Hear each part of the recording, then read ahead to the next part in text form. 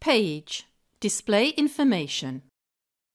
Although it's very easy to upload your course materials, such as word process documents, to Moodle, it's sometimes better to add them directly into Moodle in, for instance, a book or a page.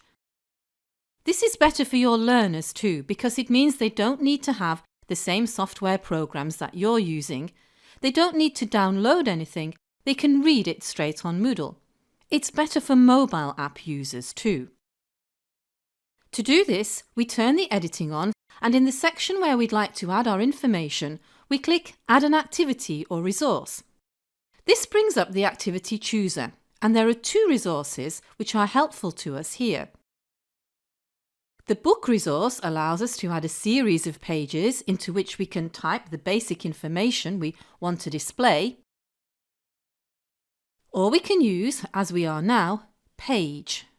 We can click the button twice, or click it once and then click the Add button, and this will display the screen where we can add our information.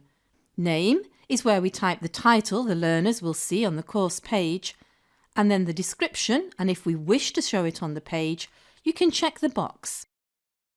We scroll down, and it is in the content box where we type or add our page information. If you only have simple text to add to your course, this is much quicker and better than typing it into a word processing program and uploading it. And you can also add images, video and sound files onto a page.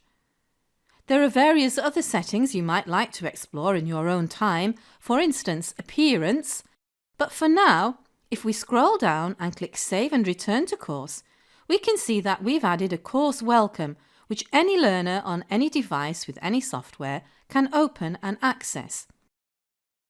And note that you can quickly update the page by clicking its name and then clicking the gear inside the page to edit its settings.